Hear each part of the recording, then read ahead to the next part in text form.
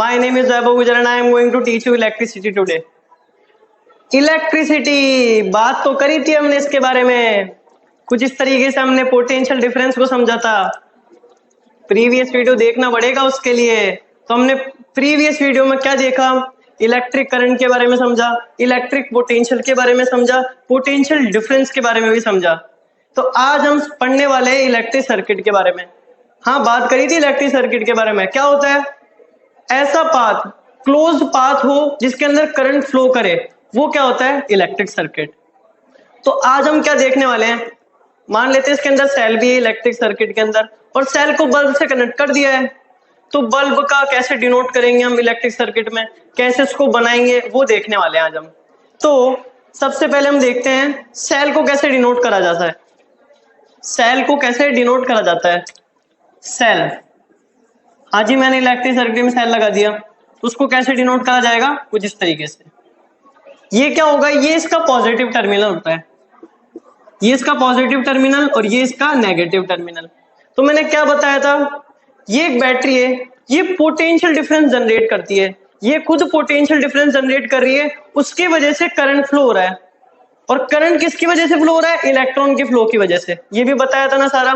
तो इलेक्ट्रॉन का फ्लो इधर से इधर होगा और करंट किधर फ्लो करेगा, कुछ इधर इस डायरेक्शन में।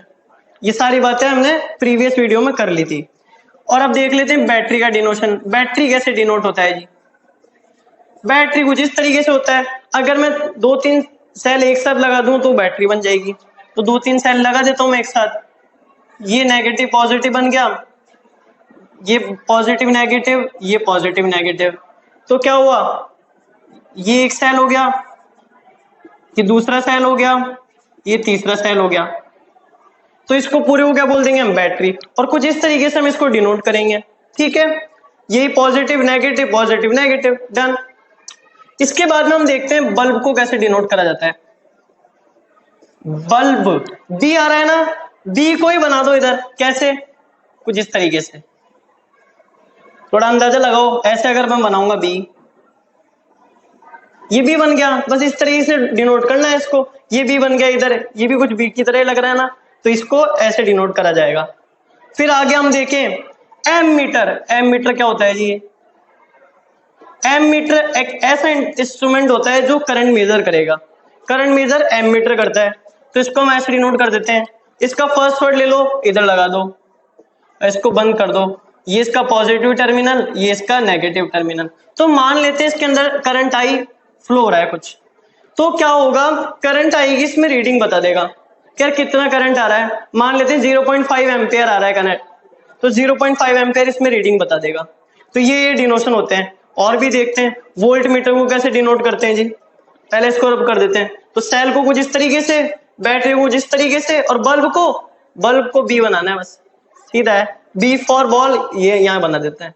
और इसको थोड़ा इस तरीके से लिख दो कि थोड़ा ये ओवरलैप कर जाए, बस। अब देखते हैं वोल्ट मीटर क्या होता है। वोल्ट किसकी यूनिट थी, पोटेंशियल डिफरेंस, वोल्टेज की यूनिट थी वोल्ट। पोटेंशियल डिफरेंस मेजर करता है जी ये। तो मैं यहाँ लिख देता हूँ वोल्ट मीटर। इसको कैसे रिप्रेजेंट करा जाएगा भाई, इसको कुछ वही V ले लो इसका और V बना दो, और इसको सर्कल में बंद कर दो।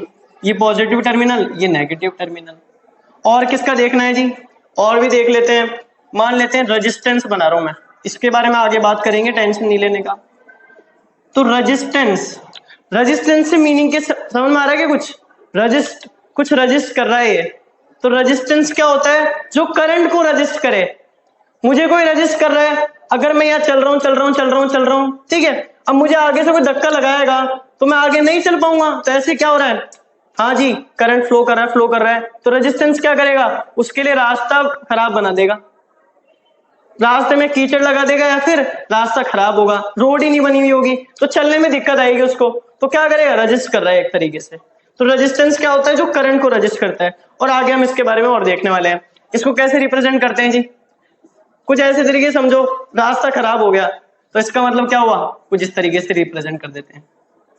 अब कितना बड़ा रास्ता कर दिया, कितने बहुत इसके लिए रेजिस्टेंस आ गया, इसका मतलब इसको हम इस तरीके से डिनोट करते हैं।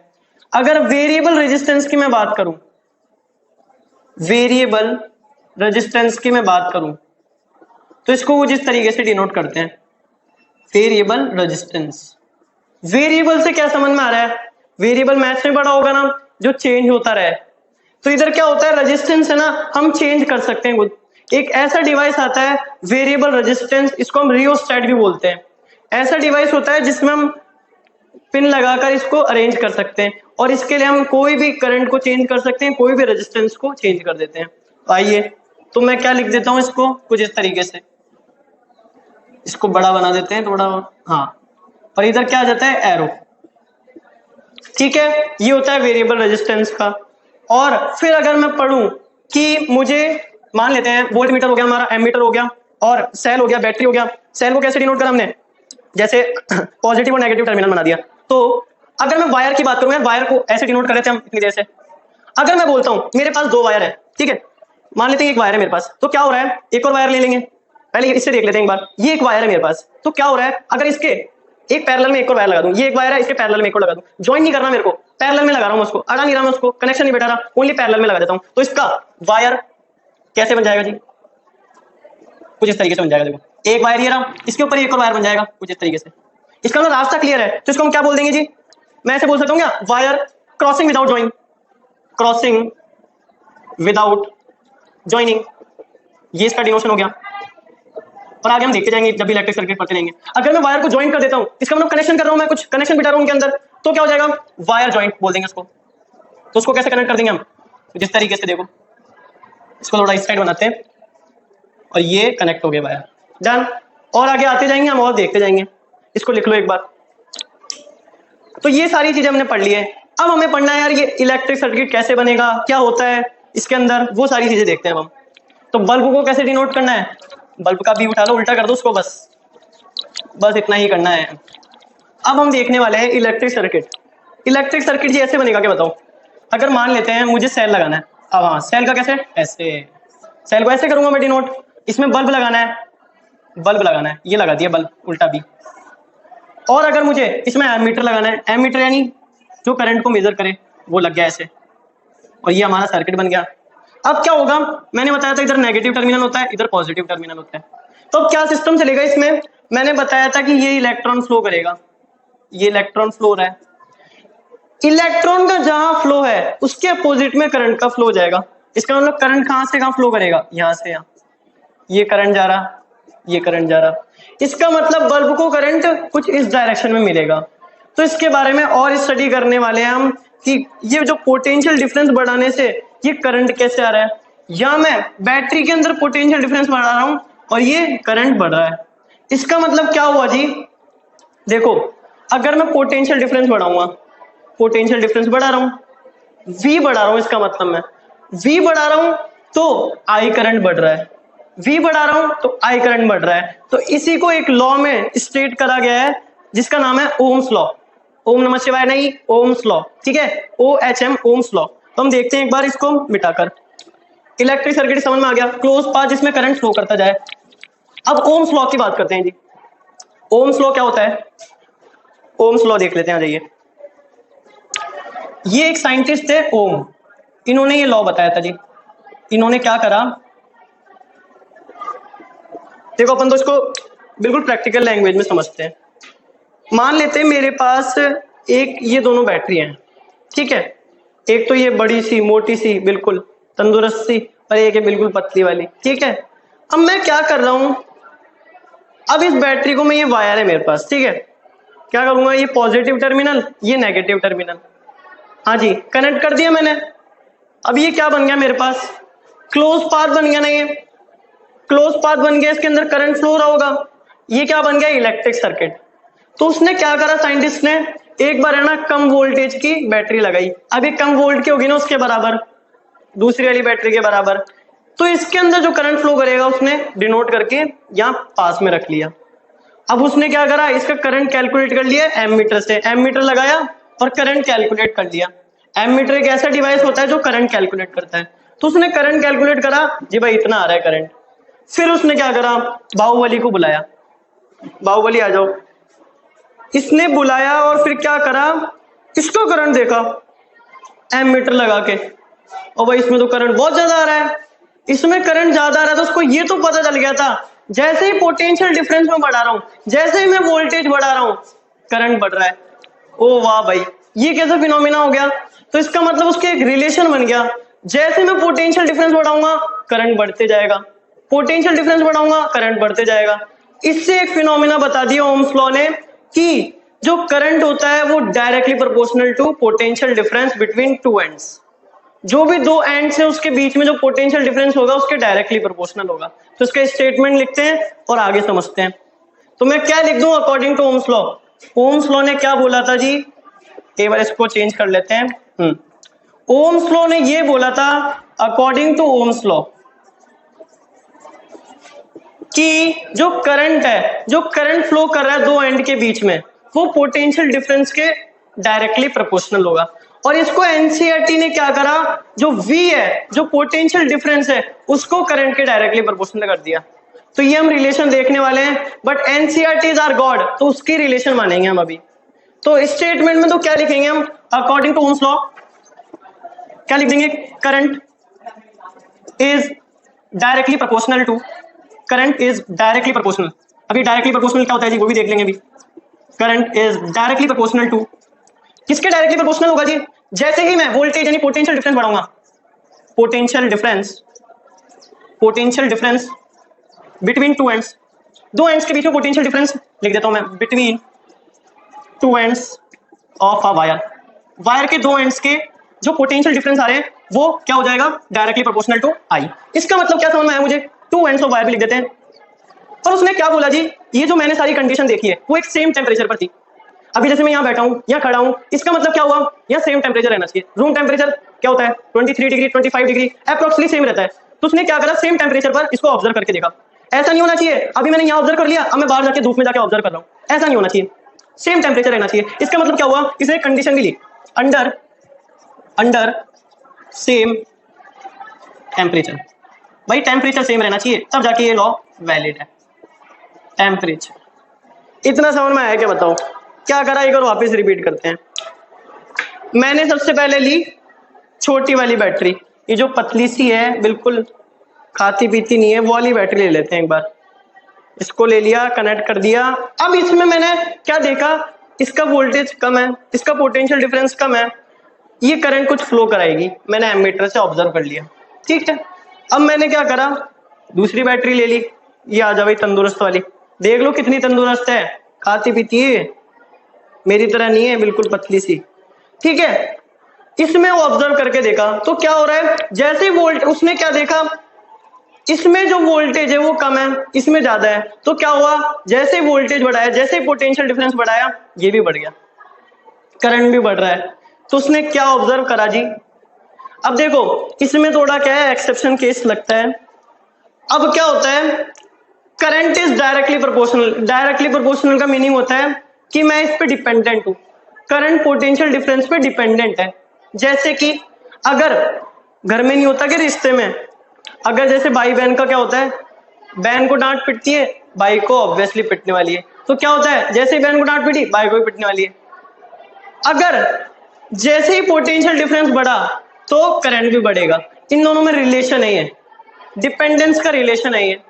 तो मैं क्या लिख सकता हूं इधर, आई इज डायरेक्टली प्रोपोर्शनल का साइन होता है, ये डायरेक्टली प्रोपोर्शनल का साइन होता है V। V क्या है, potential difference between two ends. अगर मैं यहां बात करूं, ये एक वायर है, तो इसके जो दो एंड है A और B, इसके बीच के जो पोटेंशियल डिफरेंस है उसकी बात कर रहा हूं मैं। मान लेते हैं ये हायर पे, ये लोअर पे है, तो ये VA माइनस VB बन जाएगा। बताओ समझ में आएगा इतना। और अगर एनसीईआरटी को मैं गॉड मान लेता हूं, भगवान मान लेता हूं, तो उसने क्या रिलेशन दे रखा है जी, एनसीईआरटी ने रिलेशन दे रखा है कुछ ये वाला, V is directly proportional to I। पर वो क्या रहा है, जैसे ही मैं V बढ़ा रहा हूं, जैसे ही मैं V बढ़ा रहा हूं, ये करंट I बढ़ रहा है। ऐसा थोड़ी हो रहा है मैं करंट बढ़ा रहा हूं V बढ़ रहा है, नहीं नहीं नहीं, वोल्टेज बढ़ा रहा हूं करंट बढ़ रहा है, वोल्टेज बढ़ा रहा हूं करंट बढ़ रहा है। तो ये रिलेशन हम यूज करते हैं एनसीईआरटी के मुताबिक, तो इसको यूज करके देखते हैं। तो क्या होता है, V is directly proportional to I, ठीक है। तो क्या करा उस साइंटिस्ट ने, उसने सोचा यार कुछ रिलेशन बना है तो इसमें कुछ इक्वल टू का साइन आना चाहिए, तो इक्वेशन बना के देख लेते हैं इसको।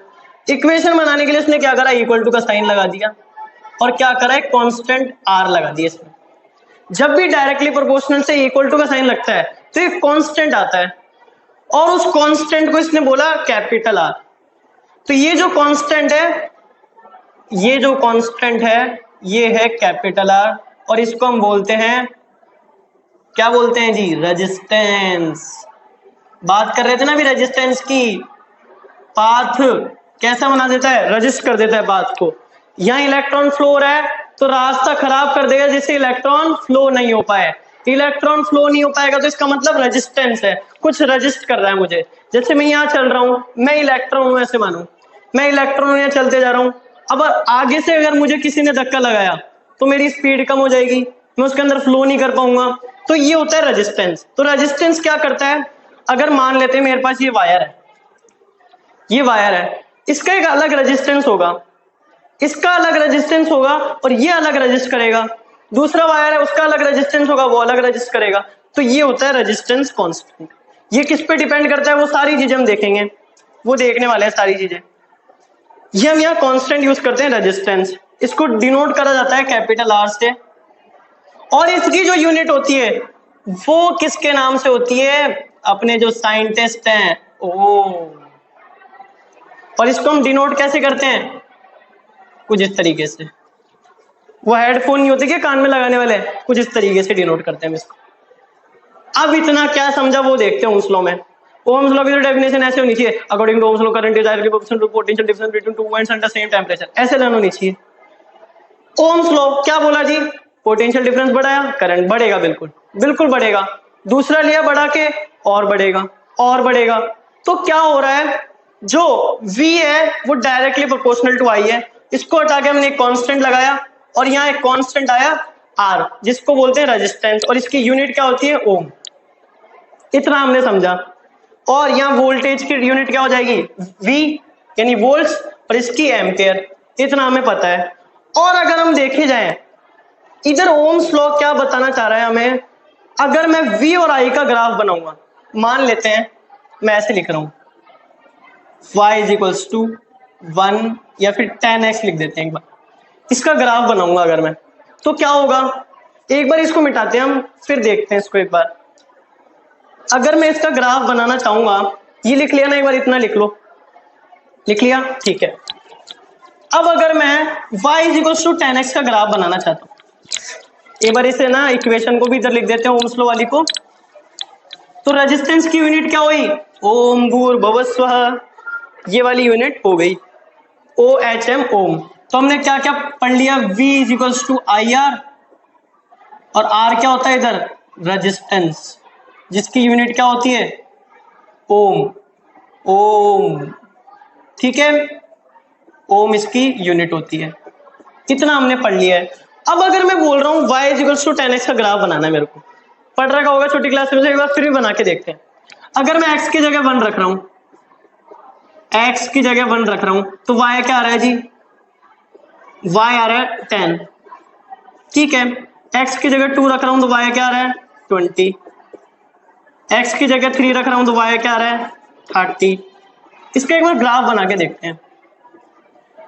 ये क्या होती है अपनी x एक्सिस, ये क्या होती है y एक्सिस। कैसे बनेगा जी ग्राफ, मान लेते हैं इधर 1 आ रहा है, ये 10 20 30, ये 1 और ये 2 हो जाएगा। अगर x की वैल्यू 1 है तो y की वैल्यू 10 है, तो पॉइंट इधर आ जाएगा कुछ। अगर x की वैल्यू 2 है और y की वैल्यू 20 है तो पॉइंट इधर आ जाएगा। तो ये जो ग्राफ बन जाएगा वो जिस तरीके से बन जाएगा, बताओ ग्राफ इस तरीके से बन जाएगा ना कुछ ऐसे ही। V इक्वल्स टू IR का ग्राफ बनाते हैं एक बार हम। V इक्वल्स टू IR भी कुछ इस तरीके से ही है। R क्या है यहाँ पर कांस्टेंट है ना, 10 क्या है यहाँ पर 10x में कांस्टेंट है, तो इस तरीके से इसका ग्राफ बनेगा। तो मैं यहाँ लिख देता हूँ V is equals to IR। किस किस के बीच में बना रहा हूँ, पहले y और x के बीच में बना रहा था, अब इसको y मान लेते हैं, इसको x मान लेते हैं। अब पुट करके देखो एक बार वैल्यूज, वैल्यू अगर मैं पुट कर दूंगा तो इसका ग्राफ बनेगा कुछ इस तरीके से। इधर तो क्या आ रहा है v, और इधर क्या आ रहा है इसमें आई। क्या होगा, इसका ग्राफ भी कुछ इस तरीके से बनेगा। ठीक है, तो ये ओम्स लॉ का ग्राफ हो गया, ये हो गया ग्राफ ऑफ ओम्स लॉ। इससे क्या पता चल रहा है हमारे को, एक ग्राफ ने बता दिया ओम्स लॉ क्या होता है। ठीक है, कि ओम्स लॉ ये होता है जैसे हम वोल्टेज बढ़ाएंगे करंट भी बढ़ता जाएगा। देख लो जाए, ऐसे ही हो रहा है कुछ। अगर पहले 1 वैल्यू है इसमें आई की, तो यहाँ वैल्यू आ रही है इसकी। अगर 2 है तो बढ़ी आ रही है वैल्यू, 3 है तो और बढ़ी आ रही है, 4 है तो और बढ़ी आ रही है। तो ये ग्राफ शो कर रहा है हमारे को ये चीज। तो ऐसे कुछ ऐसे देखो,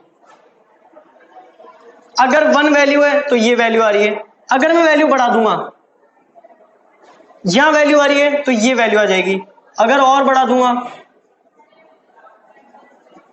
यहां वैल्यू है तो ये बड़ी वैल्यू आ रही है। इसका मतलब क्या हुआ, जैसे आई बढ़ रहा है वैसे वी बढ़ रहा है। बस सिंपल है, जैसे वी बढ़ रहा है वैसे आई बढ़ रहा है। डन। ठीक है, लिख लो एक बार इसको, ग्राफ बना लो एक बार ये वाला। तो आया ना ओम्स लॉ, बड़ी बैटरी से तो ज्यादा करंट फ्लो होगा और छोटी बैटरी से कम फ्लो होगा। तो हमने रेजिस्टेंस के बारे में पढ़ा। ठीक है, तो अगर मैं बात करूं V equals to I R की, या आई क्या हो जाएगा, आर को नीचे भेज देंगे, V अपॉन आर। तो जैसे ही मैं रेजिस्टेंस को बढ़ाऊंगा, जैसे ही रेजिस्टेंस को बढ़ाऊंगा आई कम होते जाएगा। आई क्या हो जाएगा, कम। कैसे होगा, इधर देखो, इधर आओ।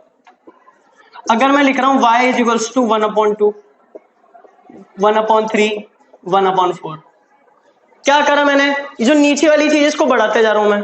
अब बताओ 1/2 बड़ा है या 1/3 बड़ा है, 1/2 बड़ा है ना। 1/4 छोटा है या 1/3 छोटा है, 1/4 छोटा है। तो जैसे ये वैल्यू बढ़ाते जा रहा हूं मैं, ये वैल्यू बढ़ाते जा रहा हूं, ये वैल्यू घटती जा रही है। बताओ ये समझ में आया क्या, जैसे ये वैल्यू बढ़ाते जा रहा हूं ये वैल्यू घटती जा रही है। अगर मैं ये बात करूं V, मान लेते हैं V is equals to I R, R की वैल्यू बढ़ा रहा हूं V बढ़ेगा। तो ये रिलेशन है इसका। ठीक है, लिख लो एक बार, क्यों हो रहा है ऐसा। देखो, अगर रेजिस्टेंस बढ़ा दूंगा, रेजिस्टेंस यानी उबड़ खाबड़ आ जाएगी रास्ते में, रास्ते में उसके करंट के फ्लो की जगह नहीं होगी। इसका मतलब करंट सही से फ्लो नहीं करेगा, करंट फ्लो नहीं करेगा तो करंट कम आएगा। लिख लो इसको। अब हम पढ़ने वाले हैं रेजिस्टेंस।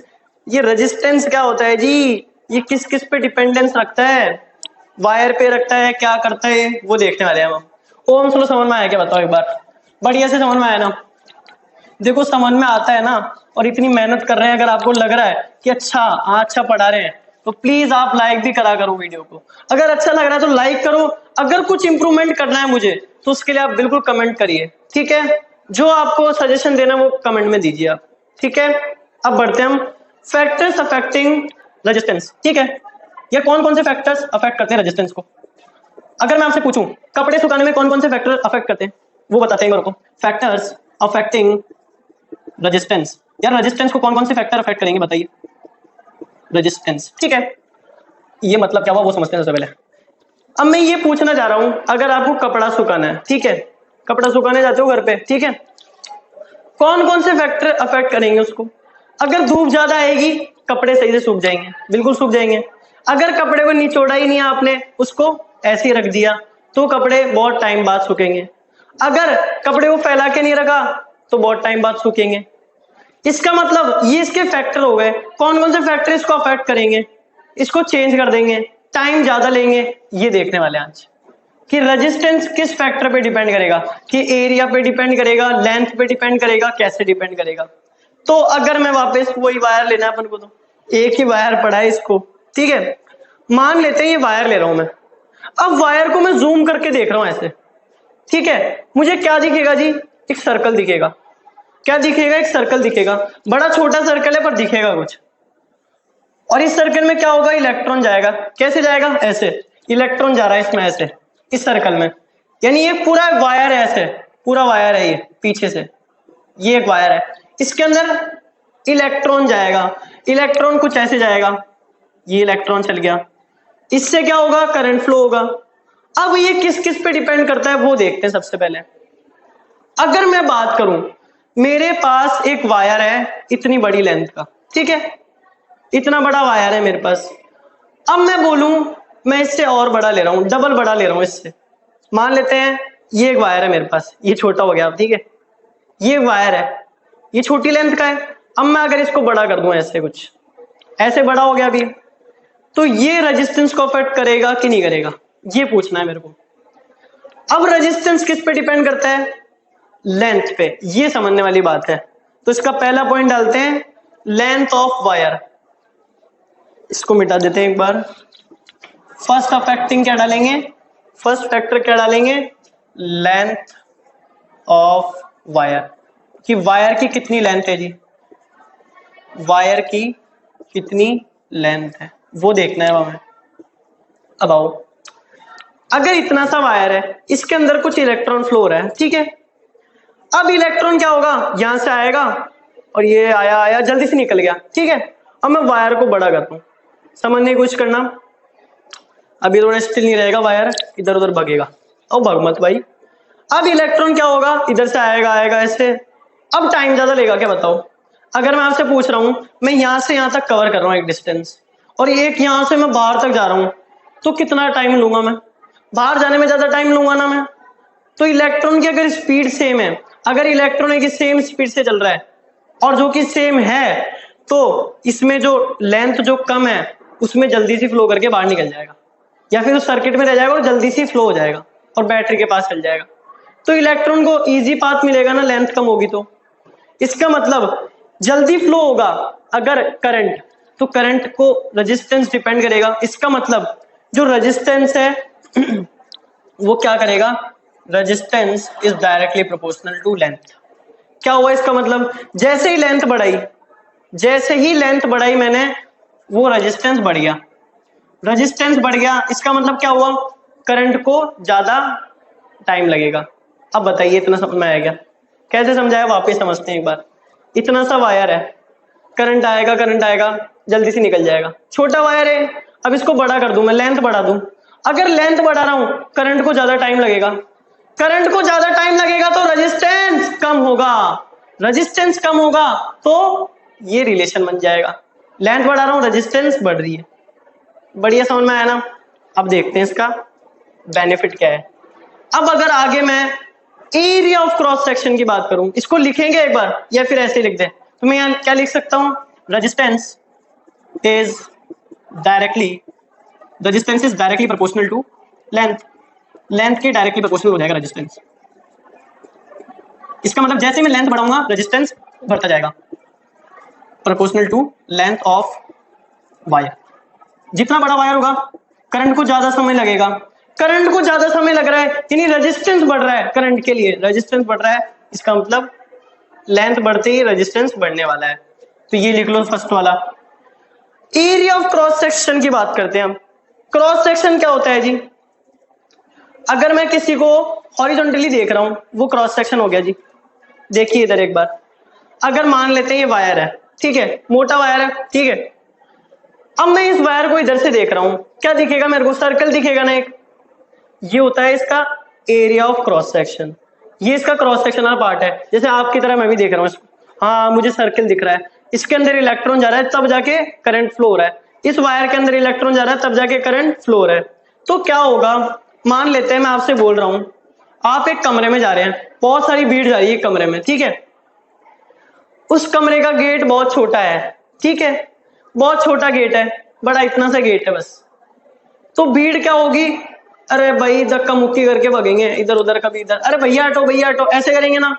अगर खुला कमरा होगा, कोई गेट वगैरह कुछ भी नहीं होगा और पूरा ओपन रहेगा, तो भीड़ आराम से निकल जाएगी। बताओ इतना समझ में आएगा? अगर एरिया ऑफ क्रॉस सेक्शन बढ़ेगा तो यानी resistance, area of cross section बढ़ेगा तो रेजिस्टेंस कम होगा। इसका मतलब ये रिलेशन कौन सा हो गया जी, पहला वाला तो हमने ये देखा। सेकंड वाला क्या देखेंगे, area of cross section. Area of cross section क्या होता है, अब जैसे मैं वायर को देख रहा हूं, ये वायर है मान लेते हैं, इधर से ये दिखेगा क्रॉस सेक्शन, तो ये इसका एरिया पे कैसे डिपेंडेंस होगी वो देखा जाता है। अगर ये एरिया बड़ा होगा तो इलेक्ट्रॉन आसानी से चल जाएंगे, यानी इलेक्ट्रॉन आसानी से जा रहे हैं। समझो एक बार, इलेक्ट्रॉन आसानी से जा रहे हैं, करंट यानी आसानी से फ्लो कर रहा है। करंट आसानी से फ्लो कर रहा है, इसका मतलब रेजिस्टेंस कम होगा, इसलिए करंट फ्लो कर रहा है। ऐसा समझो, अगर कोई कीचड़ वगैरह कुछ ही नहीं है, रास्ते में गंदगी नहीं है, कुछ डाल वाल कुछ ही नहीं है, नहीं, और प्लेन रोड है, आराम से फ्लो करेगा ना। इसका मतलब रेजिस्टेंस घट जाएगा एरिया ऑफ क्रॉस सेक्शन से। इसका मतलब क्या रिलेशन बनेगा, अगर एरिया बढ़ा रहा हूं रेजिस्टेंस घट रहा है, एरिया बढ़ा रहा हूं रेजिस्टेंस घट रहा है।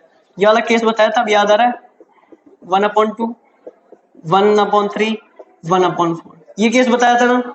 अगर ये बढ़ रहा है ये कम हो रहा है तो कौन सा हो जाएगा, इनवर्सली प्रोपोर्शनल। देखते हैं क्या होता है इनवर्सली।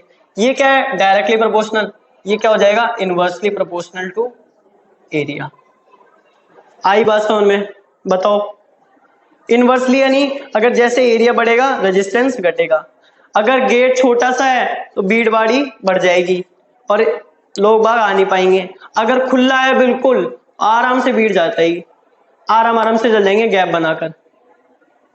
इतनी आई के बाद समझ में, resistance directly proportional to 1 area, या फिर ये बोल सकते हैं resistance is inversely proportional to area. मैं लिख दूं एक बार, resistance is inversely proportional to area. अब ये दोनों बातें हमने कर ली, proportional to area of cross section. ये दोनों फैक्टर हमने पढ़ लिया, एक तो गर्मी का फैक्टर और एक भीड़ भाड़ का फैक्टर, क्रॉस सेक्शन। इसका मतलब अगर ये दोनों फैक्टर हो गए हैं, अब मैं तीसरे फैक्टर की बात करूं तो क्या होगा। मान लेते वायर ही चेंज कर दिया मैंने, पहले ये वाला वायर था अब ये वाला वायर ले लिया मैंने। वायर क्या मेटेरियली चेंज हो गया, पहले कॉपर का वायर था अब चांदी का वायर है। कॉपर का वायर अपने घर में लगता ही है, अगर बड़े कोई ज्यादा स्टैंडर्ड वाले लोग हैं वो सिल्वर के लगा लेते हैं, सिल्वर बहुत अच्छे से फ्लो करवाता है करंट को। तो अगर वायर बढ़ जाएगा, अगर वायर का मेटेरियल कुछ चेंज हो जाएगा तो क्या होगा, करंट का भी कुछ चेंज हो जाएगा। तो उसके लिए क्या हुआ, सबसे पहले इन दोनों इक्वेशन को ओम्स माई ने देखा। अब ओम्स माई क्या देख रहे हैं यार, ये देखो ये रेजिस्टेंस है ना एल के प्रोपोर्शनल है, ये 1 एरिया के प्रोपोर्शनल है। अगर इन दोनों को मिक्स कर दूं मैं तो एट दी एंड क्या रिजल्ट निकल के आएगा वो देखते हैं हम। इसको मिटा दूं एक बार, हाँ यार रेजिस्टेंस है ना लेंथ के है प्रोपोर्शनल, इसका मतलब लेंथ के लिख देता हूं एक बार मैं, और एरिया के क्या है इनवर्सली प्रोपोर्शनल, एरिया नीचे आएगा। इसका मतलब क्या हुआ, रेजिस्टेंस डायरेक्टली प्रोपोर्शनल है एल के, इनवर्सली प्रोपोर्शनल है ए के। बताओ, दोनों कंबाइन करके लिख दिया, ऐसे समझो एरिया बढ़ेगा रेजिस्टेंस घटेगा, एल बढ़ेगा रेजिस्टेंस बढ़ेगा। समझ में आया। अब अपन ये देखते हैं, अगर मैं पहले इनवर्सली जो डायरेक्टली प्रोपोर्शनल का साइन है वो हटा रहा था, अगर ये हटाना चाहता हूं मैं, दूसरा साइन लेना चाहता हूं, इसकी जगह लेना चाहता हूं मैं इक्वल टू का साइन, तो क्या होगा, सबसे पहले हमने क्या करा था, इक्वल टू का साइन लगाया था, एल अपॉन ए ऐसे रहने दिया था। अब उस वाले केस में हमने क्या करा था, v is equals to I R, R एक कॉन्स्टेंट लगाया था। अब इस आर में हम क्या कॉन्स्टेंट लगा रहे हैं, रो। पहले आर क्या था, रेजिस्टेंस, इधर ये जो रो है कैसे लिखते हैं रो को, आर एच ओ, ये इसका स्पेलिंग होती है और इसको डिनोट कुछ इस तरीके से करा जाता है रो, और इसे हम बोलते हैं रजिस्टिविटी। ये रजिस्टिविटी में क्या होता है, जैसे ही मटेरियल चेंज होता है इसकी वैल्यू चेंज हो जाती है। तो इसमें क्या लिख दूं मैं यहां पर, depends on material, depends on material. तो आया क्या समझ में, बताओ। डिपेंड्स ऑन मटेरियल, कॉपर का वायर है अलग रजिस्टिविटी होगी, अगर सिल्वर का वायर है अलग रजिस्टिविटी होगी, गोल्ड का है तो अलग रजिस्टिविटी होगी। इसका मतलब क्या रिलेशन निकल के आया हमारे पास, R is equals to rho L upon A. समझ में आया क्या, बताओ। आर की यूनिट क्या है यहां पर, ओम, ठीक है, हमने पढ़ी भी है ओम, हेडफोन की तरह, ठीक है। एल की क्या है यहां पर, मीटर, ए की क्या है यहां पर, मीटर स्क्वायर। अगर मैं अब ये रो की यूनिट निकालना चाहूं क्या हो जाएगा, अब देखते हैं एक बार। ओम इधर आ रहा है पहले से, रो की यूनिट निकालनी है, या मीटर पहले से है या मीटर स्क्वायर है। अगर ये 1 मीटर से 1 मीटर काट दूं मैं, नीचे मीटर बाकी रहेगा और इस मीटर को इधर भेज दूं, तो रो की जो यूनिट आ जाएगी वो क्या आ जाएगी, ओम मीटर। ये क्या हो गई, यूनिट ऑफ रो, ये होगी ओम मीटर, तो याद हो जाएगी बिल्कुल। रो की क्या यूनिट हो गई? ओम मीटर। अब क्वेश्चन लगाएं, एक दो इसके क्वेश्चन लगाते हैं। अगर रेजिस्टेंस की मैं बात करूं तो रेजिस्टेंस की यूनिट क्या होती है? ओम, और वही हमने मीटर और मीटर स्क्वायर ले ली इसकी ऐसा यूनिट। इतना आया क्या समझ में? बताओ। अब एक बार रिवाइज कर लेते हैं कौन कौन से हमने फॉर्मूले पढ़े हैं, फिर एक दो क्वेश्चन करते हैं इनके ऊपर, और नेक्स्ट वीडियो में और इसके क्वेश्चन लगाएंगे। तो समझ में आएगा। पहले हमने पढ़ा पोटेंशियल डिफरेंस और आई का रिलेशन क्या होता है, V equals to I R, ठीक है। उसके बाद में हमने क्या पढ़ा वो देख लेते हैं एक बार। सबसे पहले हमने पढ़ा V is equals to I R, और कुछ इसके इलेक्ट्रिक सर्किट में डिनोशन भी देखे थे हमने। यहाँ आर की यूनिट हमने क्या पढ़ी? ओम, ठीक है। इसे बोलते क्या है? आर को रेजिस्टेंस। आई की यूनिट क्या है यहाँ पर? एम्पेयर। आई की यूनिट क्या है? एम्पेयर। इसकी यूनिट क्या है? वोल्ट। दूसरा रिलेशन क्या पढ़ा हमने? Resistance is equals to rho L upon A. कैसे समझाया था? अगर लेंथ बढ़ गई तो रेजिस्टेंस भी बढ़ जाएगा। अगर लेंथ बढ़ गई इलेक्ट्रॉन आराम आराम से फ्लो करेगा और बहुत टाइम लगाएगा। टाइम ज्यादा लगा रहा है, करंट कम होगा। करंट कम हो रहा है, रेजिस्टेंस ज्यादा है, तो एल बढ़ाएंगे तो रेजिस्टेंस ज्यादा होगा। एरिया का कैसे बताया था? अगर छोटा गेट है तो भीड़ भाड़ ज्यादा लग जाएगी, अगर खुला है बिल्कुल भीड़ भाड़ आराम आराम से गैप करके चल जाएगी। इसका मतलब अगर मैं एरिया बढ़ाऊंगा तो करंट इजीली फ्लो करेगा, क्या बताओ? करंट इजीली फ्लो करेगा और रेजिस्टेंस घटेगा, तो रेजिस्टेंस घट रहा है। और रो की यूनिट क्या बताई हमने? रो की यूनिट है ओम मीटर, और रो को बोलते क्या है? रेजिस्टिविटी। और ये किस पे डिपेंड करती है जी? Material of wire. इतना हमने पढ़ लिया है। अब एक क्वेश्चन लगाएं क्या? क्वेश्चन लगाते हैं अब एक, तो बुक में से ले लेंगे एक क्वेश्चन, अभी बुक में से ले लेते हैं, अच्छा रहेगा। आप लोग भी देख लेना उसको क्वेश्चन को, मैं एक बार वीडियो में भी डाल दूंगा ऊपर से, ठीक है। हम ले रहे हैं एग्जांपल ले लेते हैं, ठीक है। एग्जांपल 12.4 कर लेते हैं एक बार। एग्जांपल 12.4, ठीक है। क्या बोल रहे हैं इसमें? Potential difference between the terminals of electric heater is. Potential difference दे रखा है, पोटेंशियल डिफरेंस, ठीक है। इसको हम V से डिनोट कर देंगे। क्या दे रखा है जी? ये दे रखा है अपने 60 वॉट, 60 वॉट दे रखा है। और क्या दे रखा है? When it draws a current of 4 ampere. Current क्या है? 4 एम्पियर है। NCERT is God. पहले इसके क्वेश्चन करने हैं बढ़िया से बढ़िया लेवल तक। पोटेंशियल डिफरेंस, ठीक है, थोड़ा बढ़िया लेवल का चल गया ये। अगर ऐसे कॉमन क्वेश्चन है कि रेजिस्टेंस निकालना है, वी आई दे रखा है, तो वो तो निकाल ही लेंगे। रेजिस्टेंस निकालना है तो ये वाला फॉर्मूला यूज कर लेंगे, V अपॉन आई, ठीक है। V अपॉन आई यूज कर लेंगे, V की वैल्यू पुट कर देंगे, I की वैल्यू पुट कर देंगे। ये देखते हैं हम क्या है क्वेश्चन में। इसमें बोल रहा है अगर what will the current will the heater draw the potential difference, ठीक है। अब देखो क्या बोल रहा है। पहले हम बैटरी की बात कर रहे थे ना, छोटी बैटरी बड़ी बैटरी। छोटी बैटरी का वोल्टेज कम था, इसका ज्यादा था। इसमें भी क्या कर रहा है? वोल्ट पोटेंशियल डिफरेंस बढ़ा रहा है, यानी वोल्टेज बढ़ा रहा है। अगर पोटेंशियल डिफरेंस कुछ ऐसा हो जाए 120 वोल्ट, यानी V कुछ ऐसा हो जाए, ये तो क्या हो गया इनिशियल, इसको मैं V1 लिख देता हूं और इसको V2 लिख देता हूं।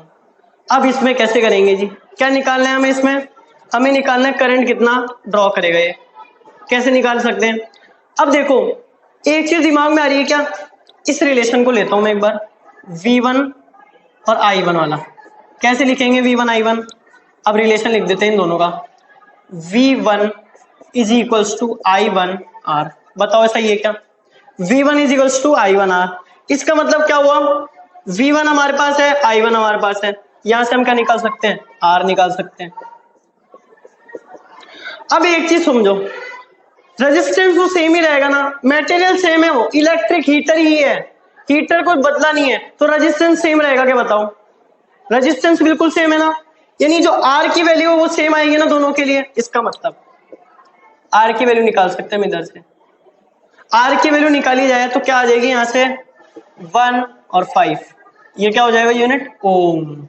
इतना समझ में आया क्या? कुछ ही नहीं करा, V equals to I R वाला रिलेशन यूज कर लिया। इधर I1 है करंट, I1 मान लेते हैं इसको, I1R, और ये R की क्या हो गया फॉर्मूला, ये हो गया, और यहाँ से ये रेजिस्टेंस आ गया।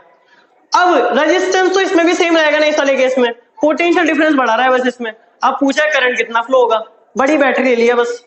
अब देख लो, अब इसके लिए फॉर्मूला क्या हो जाएगा, V2 = I2R। ठीक है, क्या निकालना है, I2 निकालना है, इसका रिलेशन लगा लो ऐसे, V2/R। बड़ा इजी है। अब तो V2 हमें पता है, R हमें पता है, रिलेशन लगा दिया, 120/15, जो कि क्या आ जाएगा मेरे हिसाब से 8 आना चाहिए। 8 एम्पियर आ जाएगा करंट फ्लो। बताओ आया क्या समझ में? ठीक है, बढ़िया सा है ना समझ में? क्या करा, वोल्टेज बढ़ा दिया, और अब बता दो करंट क्या हो जाएगा। रेजिस्टेंस सेम रहेगा दोनों केस में, रेजिस्टेंस सेम ही है, आर की वैल्यू यहाँ पुट कर दी बस, बड़ा इजी है। ठीक है, समझ में आया? तो मैंने अपना बेस्ट दिया है। आप अगर अगर अगर आपको ये वीडियो अच्छा लगा हो तो प्लीज लाइक करना है, आपको शेयर करना है, और कमेंट्स करो जिसको सजेशन देना है, कुछ इंप्रूवमेंट करना है, और जिसको अच्छा लगा वो ब्यूटीफुल से कमेंट भी कर दो। सो बाय बाय।